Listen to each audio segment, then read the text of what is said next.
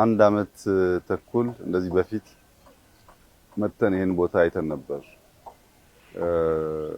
በአንድ አመት ጊዜ ውስጥ ከዚያ በኋላ ነው ስራው የተጀመረው። በጣም አጭር ጊዜ ነው። በዚህ ጊዜ ውስጥ እዚህ ግቢ ላይ የተፈጠረው ለውጥ በጣም አስደማሚ ነው። በጎንደር ከተማና በከባቢዋ የሚሰሩ የልማት ስራዎች ያሉበት ደረጃ ለማየት የኮሪደር ስራውን ለማየት እና ቀጣይ ስራዎች ለመነጋገር ነው የመጣ ነው።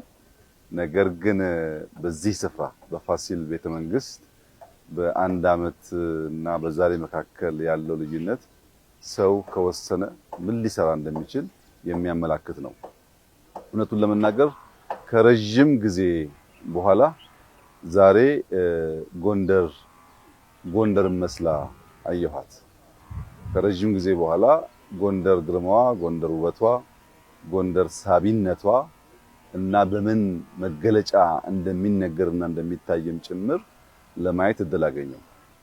ከአዘዞ ኤርፖርት ጀምሮ እስከ ፒያሳ ድረስ ያለው መንገድ ስራ አሁን ያለበት ደረጃ፣ እየተገነቡ ያሉ የግለሰብ ቤቶች፣ ራሱ ዩኒቨርሲቲው ራሱን እያደሰ ያለበት መንገድ፣ ፒያሳ ደግሞ ሲደረስ የፒያሳ ኮሪደር፣ መስቀል አደባባዩ፣ አጠቃላይ ፒያሳ አካባቢ ያለው ቫይብ በምንም መመዘኛ ጎንደር ውብ እንደሆነች፣ ጎንደር ለቱሪስት መስህብ መሆን እንደምትችል ያሳያል። ከፒያሳ ጋር የተያያዘው ደግሞ የፋሲል የነበረውን ግርማ፣ የነበረውን ሞገስ፣ የነበረውን ታሪካዊ እይታ ሳይስትና ሳያጣ አሁን እየተፈጠረ ያለበት የእድሳት መንገድ እጅግ በጣም ሳቢ ነው። እንግዲህ የኛ ዋነኛ ዓላማው ጀጎል መልሰን እያደስን ነው፣ ላሊበላን መልሰን እያደስን ነው፣ ፋሲልን እያደስን ነው። በአዲስ አበባ ያሉት ቤተመንግስቶች የሚኒልክም የኃይለሥላሴም ታድሰዋል። በጅማ የአባ ጅፋር ቤተመንግስት እየታደሰ ነው። በደቡብ የሃላላ ኬላ ካዋላላ ቦታና አጥሩ በጣም በከፍተኛ ሁኔታ የነበረውን ሞገስ ጠብቆ እንዲቆይ ተደርጓል። የዚህ ሁሉ ስራ ዋነኛ ዓላማ ምንድነው? ከትናንትናችን ጋር ሳንጣላ፣ ከትናንትናችን ጋር ጸብ ሳንፈጥር ሚዛናዊ በሆነ መንገድ ታሪክን ለትምህርት ብቻ መጠቀም ያስፈልጋል። ታሪክ ውስጥ ብዙ ትክክልም ያልሆኑ ጉዳዮች ሊኖሩ ይችላሉ። ያን በማጥፋት ሳይሆን ማጥፋት ራሱ ታሪክ ስለሆነ መልሶ በመጠገን ሚዛናዊ የሆነ ትምህርት መውሰድ እጅግ አስፈላጊ ነው እና ባለፉት ጥቂት ዓመታት ኢትዮጵያ ውስጥ የነበሩ ቅርሶች፣ ታሪካዊ ቦታዎች የተጠገኑበት እና እየመጡ ያሉበት ሁኔታ የሚያሳየው የኢትዮጵያ ልክ ነው። ከዚህ ቀደም የቤተ መንግስት እንደዚህ ያለ ወክወይ የለው፣ እንደዚህ ያለ ላንድስኬፕ የለው። አሁን ቤቱን መጠገን ብቻ ሳይሆን ለሰው ልጅ ምቹ የሆነ ወክወይ፣ መብራቶች፣ ላንድስኬፕ ኤስቴቲካሊ ሳቢ እንዲሆን ተደርጎ መሰራቱ በምንም መመዘኛ በጣም የሚያኮራ ስራ ነው። ትናንትናችን ጋር በትክክል መታረቅ ያስፈልጋል። ሚዛናዊ በሆነ መንገድ ትናንትናን ማየት ያስፈልጋል። ትናንትናን መታረቅ ሲባል ግን የዛሬን ትርክትም በትክክል ማስኬድ ይፈልጋል። ለምሳሌ ዛሬ ከትናንትና ጋር ያለኝ ጸብ ሚዛናዊ መሆን አለበት፣ ጊዜው ማባከን የለብኝም፣ ልስራ የሚል ውሳኔ ነው ይሄን ያመጣው። ትርክቱ ማስተካከል፣ ዛሬም መስራት፣ ከትናንቱ የታረቀ ዛሬን የሰራ ነገ ብሩህ ተስፋ እንደሚኖረው ምንም ጥርጥር የለውምና አብዛኛው የምናጠፋው ጊዜ እንደዚህ ያሉ ቅርሶችን የኢትዮጵያን ውበት ገላጭ ስፍራዎችን በሚያሳይ መንገድ ቢሆን በማንኛውም መመዘኛ ለትውልድ ጠቃሚ ነው የሚሆነው እና እስካሁን የተሰሩ ስራዎች በጣም ደስ ይላሉ። ተስፋ ይጣልበታል። ለጎንደር ከተማ ነዋሪዎች፣ ለጎንደር ከተማ መስተዳድር ያለኝ መልእክት ይህ ስራ አይንገላጭ ነው። ይህ ቦታ ከተሰራ 400 ዓመት ነው። በ400 ዓመት ጊዜ ውስጥ ስንት ጊዜ እንደዚህ አይነት ጥገና እንዳገኘ እርግጠኛ አይደለሁም። ቢያንስ ግን በዚህ ማግኒቲዩድ እና በዚህ ኤስቴቲካል የውበት ልክ ስራ ተሰርቶ እንደማያውቅ በእርግጠኝነት መናገር ይቻላል። በተደጋጋሚ መጥቼ ስላየው ታውቀዋለሁ።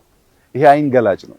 ፒያሳ ላይ ያየነው ነገር አይንገላጭ ነው እና መቆሸሽ፣ ግሪን ኢንቫይሮንመንት ማጥፋት፣ ለሰው ስፔስ ማጥፋት ስልጣኔ አይደለም። ያ ይገባችኋል የሚሉን አካላት እንዳሉ አውቃለሁ። አታፍርሱ፣ አትጽዱ፣ አትስሩ፣ አትትከሉ የሚሉ አሉ። እነሱን ከተቀበል እኛ ነፃ ሀገር ነን ልንባል አንችልም።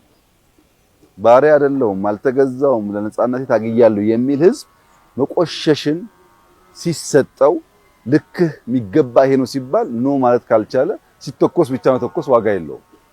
እኛ መቆሸሽ ልካችን አይደለም። ንጹህ ሀገር ነው ያለን፣ ውብ ሀገር ነው ያለን።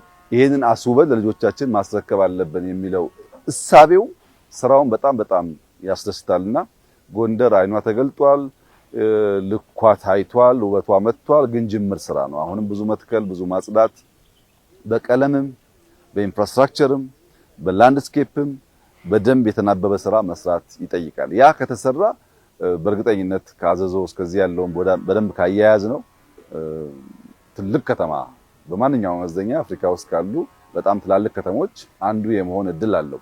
እንግዲህ ውበትን የሚያበላሸው የሰው ቆሻሻ ስራ ነው። ላስቲክ፣ የተለጠፈ ቆርቆሮ፣ ዛፍ መቁረጥ፣ ሳር መርገጥ፣ መብራት ማጥፋት የመሳሰሉት ያበላሹታል። ያንን ደግሞ መልሶ የሚጠግነው ሰው ነው።